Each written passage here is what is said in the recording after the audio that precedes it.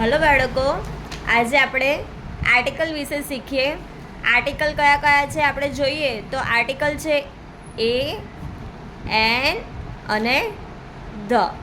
એમાંથી આજે આપણે એ અને એન વિશે શીખીએ. આપણે વધારે પડતા એમ વિચારીએ કે સ્વર હોય, સ્વર એટલે એ, ઈ, આઈ, ઓ, યુ. સ્વરથી સ્ટાર્ટ થતા હોય એટલે આપણે એન મૂકવાનું. અને વ્યંજન એટલે સ્વર સિવાયના જેટલા હોય વ્યંજન, વ્યંજનમાં આપણે શું મૂકવાનું? એ. પણ આ યોગ્ય નથી. આજે આપણે શીખીએ કે એ ક્યારે આવશે અને એન ક્યારે આવશે. આપણે એમ જોઈએ કે હું એક ઉદાહરણ આપું છું કે એપલ. સ્પેલિંગનો અથવા શબ્દનો પહેલો અક્ષર જો સ્વર હોય એટલે કે એ, ઈ, આઈ, ઓ, યુથી સ્ટાર્ટ થતું હોય તો આપણે એન. એટલે અહીંયા આપણે પહેલાં યાદ રાખીએ કે આ એથી ચાલુ થાય છે એટલે અહીંયા શું આવશે? એન. પણ એવું નથી, આપણે ગુજરાતી સ્વર યાદ રાખવાના છે. ગુજરાતી સ્વર, ગુજરાતી સ્વર યાદ રાખવાના છે. ગુજરાતી સ્વર કયા કયા છે? અ, આ, ઈ, ઉ અને ઉ. જો આ ગુજરાતી સ્વરથી સ્પેલિંગ સ્ટાર્ટ થતી હોય બોલવામાં તો આપણે એન આવે. અને જો વ્યંજનથી સ્ટાર્ટ થતું હોય ગુજરાતી વ્યંજન, ગુજરાતી યા તો હિન્દી, ગુજરાતી વ્યંજનથી સ્ટાર્ટ થતું હોય તો એ આવે. જો આપણે અમુક એક્ઝામ્પલ લઈએ, એ એક્ઝામ્પલ હું લખું છું.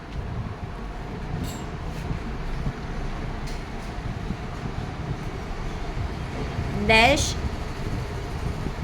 University, dash union, dash European.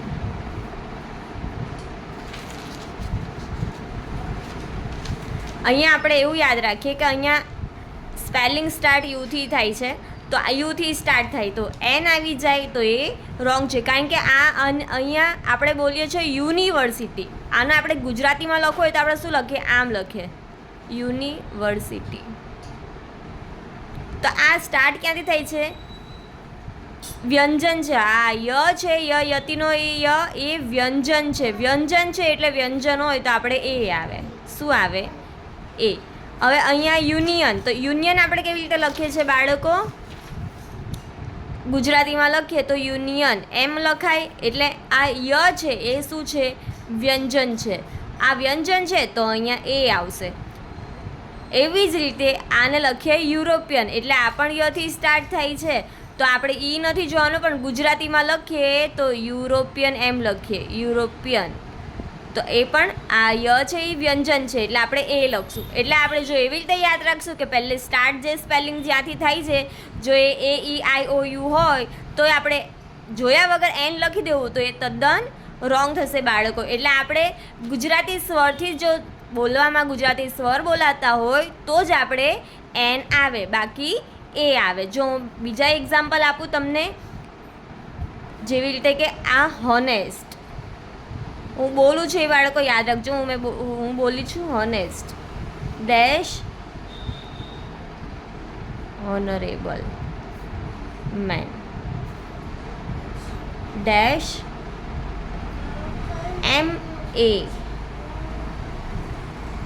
Dash LLB. હવે અહીંયા જુઓ બાળકો, અહીંયા એચ આપ્યું છે તો હવે એમ વિચારીએ કે આ તો એચ છે. આપણે એ, ઈ, આઈ, ઓ, યુ યાદ રાખ્યું હોય તો એમાં એન આવે તો આ એચથી સ્ટાર્ટ થઈ છે તો અહીંયા એ લખાશે તો એ તદ્દન ખોટું છે. આપણે અહીંયા જોઈએ તો આપણે ગુજરાતી બોલીએ તો આને શું? આ એચ જે છે એ સાયલેન્ટ છે તો આપણે બોલીએ શું? આને ઓનેસ્ટ બોલીએ છીએ. શું બોલીએ છીએ બાળકો? ઓનેસ્ટ. ઓ આવ્યો, ઓ એ શું છે? સ્વર છે. સ્વર છે એટલે અહીંયા શું થઈ જશે બાળકો? એન. અહીંયા આપણે હોનરેબલ નહીં પણ ઓનરેબલ બોલીએ છીએ એટલે આ એચ છે એ સાયલેન્ટ છે એટલે આપણે બોલીએ છીએ ઓનરેબલ. તો ઓ છે એ શું છે? સ્વર છે એટલે એન. અહીંયા એમ આવ્યું. શું આવ્યું બાળકો? એમ છે અને કેપિટલ છે એમ એ. એમ છે એમ એટલે શું આવશે? એ સ્વર છે એટલે એન આવશે. અહીંયા એલ આવ્યું તો એલ બી. એલ શું છે?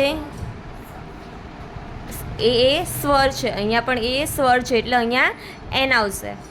પડી સમજ બાળકો? એ ક્યારે આવે ને અને એન ક્યારે આવે? આપણે ગુજરાતી કાં તો હિન્દીમાં બોલતી વખતે જો સ્વર આવે તો જ એન આવે અને વ્યંજન હોય તો જ એ આવે. આપણે ઇંગ્લિશની સ્પેલિંગ નથી જોવાની, ઇંગ્લિશમાં સ્પેલિંગ નથી જોવાની, આપણે ગુજરાતી કાં તો હિન્દીના સ્વર વ્યંજન ઓળખવાના છે બાળકો. તો તમને ઇઝીલી ખબર પડી જશે. ખબર પડી બાળકો? અને આ એ અને એન છે. આ શું છે? એ અને એન. એ અને એન છે એ ફક્ત ને ફક્ત એક વચન. શું કહેવાય? એક વચન નામના ઉચ્ચારવાળા શબ્દ પ્રમાણે જ લખાય. એક વચન નામના ઉચ્ચાર પ્રમાણે જ આવે. બહુવચન હોય તો એ અને એન નથી આવતું. એક વચન હોય, એક વચન યાદ રાખવાનું, એક વચન માટે જ એ કાં તો એન આવે. પડી ગઈ સમજ બાળકો? હવે બાળકો આપણે ધ શીખીએ. એ અને એન શીખી ગયા. હવે આપણે ધ શીખીએ. ધ એટલે ધ એ ક્યારે આવે? તો કોઈ વસ્તુ જેનો ઉપયોગ એકવાર થઈ ગયો હોય અને ફરીથી જો એનો ઉપયોગ કરવાનો હોય તો તેની આગળ ધ આવે. એમાં આપણે સ્વર વ્યંજન એવું નથી જોવાનું. આપણે જો એક વખત એનો ઉપયોગ થઈ ગયો છે અને બીજી વખત પાછો એનો ઉપયોગ કરવાનો હોય તો એની આગળ શું મુકાય? ધ. જે રીતે કે હું એક એક્ઝામ્પલ આપું કે ધેટ ઇઝ અ પેન. પહેલાં સિમ્પલ સેન્ટેન્સ. અહીંયા પેનનો યુઝ થયો. પેન છે, અહીંયા પી છે, પી એ વ્યંજન છે પ એટલે આગળ એ આવ્યું. હવે અહીંયા એક વખત પેનનો ઉપયોગ થઈ ગયો છે. પાછું બીજું સેન્ટેન્સ હું લખું એક કે dash pen is black. That is pen, પેલી પેન છે અને બીજું સેન્ટેન્સ છે ડેશ પેન ઇઝ બ્લેક. તો પાછો પેનનો ઉપયોગ થયો છે. જો એક વખત પેનનો ઉપયોગ થઈ ગયો છે, પાછો પેનનો ઉપયોગ થયો છે કે ડેશ પેન ઇઝ બ્લેક. એ પેન કેવી છે? બ્લેક કલરની છે એટલે પાછું રિપીટ થાય છે એ વસ્તુ. તો અહીંયા ધ લખાશે. The pen is black. પાછું આપણે એક એક્ઝામ્પલ જોઈએ. Dash dog is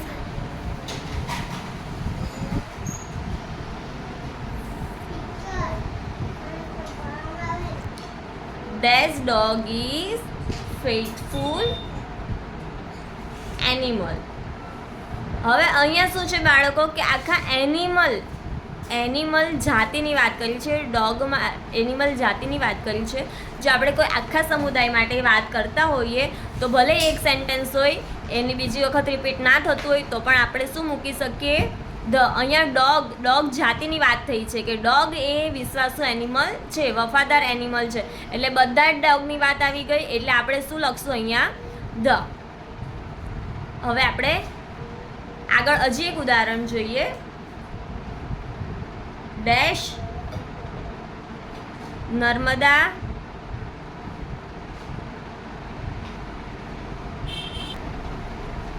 is big river. અહીંયા નર્મદા નદીની વાત કરી છે અને નર્મદા જે એક જ નદી છે. આપણે વિશ્વમાં એક જ વસ્તુ જે હોય તો એની આગળ પણ શું આવે? ધ આવે. જે રિપીટ નથી થતી, જે બીજે ક્યાંય નથી. નર્મદા જે આપણા ભારતમાં જ છે, બીજે ક્યાંય નથી. તો નર્મદા નદી માટે આપણને પર્ટિક્યુલર નદીનું નામ કહી દીધું છે નર્મદા એટલે શું આવી જાય? The Narmada is big river.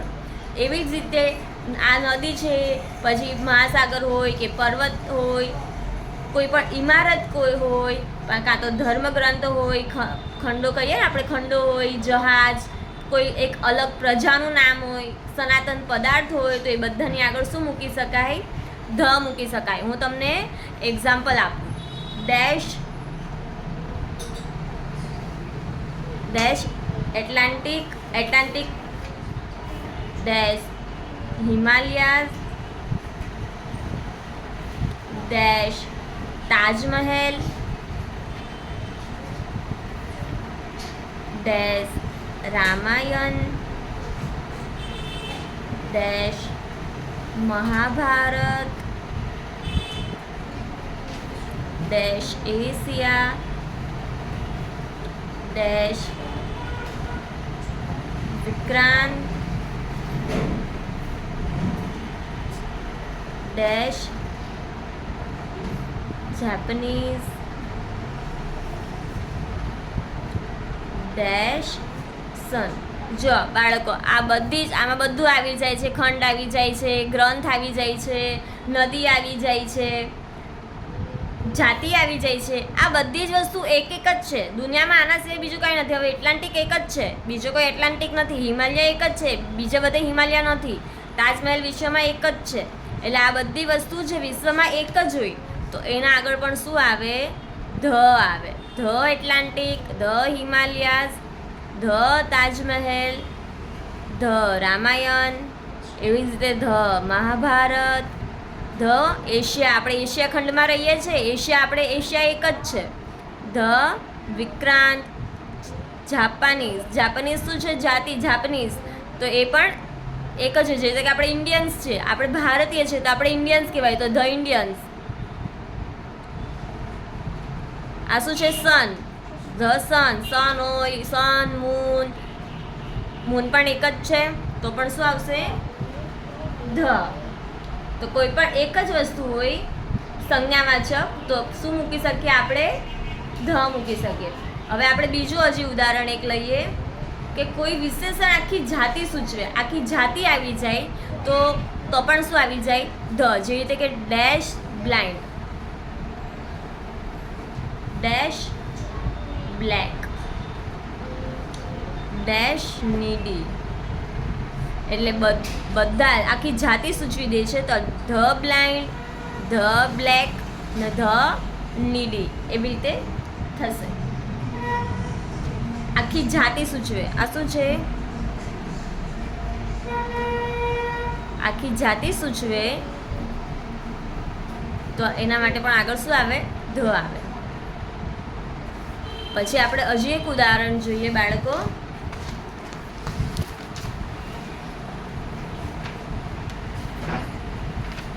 જે સુપરલેટિવ ડિગ્રી હોય, સૌથી શ્રેષ્ઠ, શ્રેષ્ઠમાં શ્રેષ્ઠ હોય એના માટે પણ શું આવે? ધ આવે. અહીંયા લખી દઉં છું શ્રેષ્ઠતાવાચક.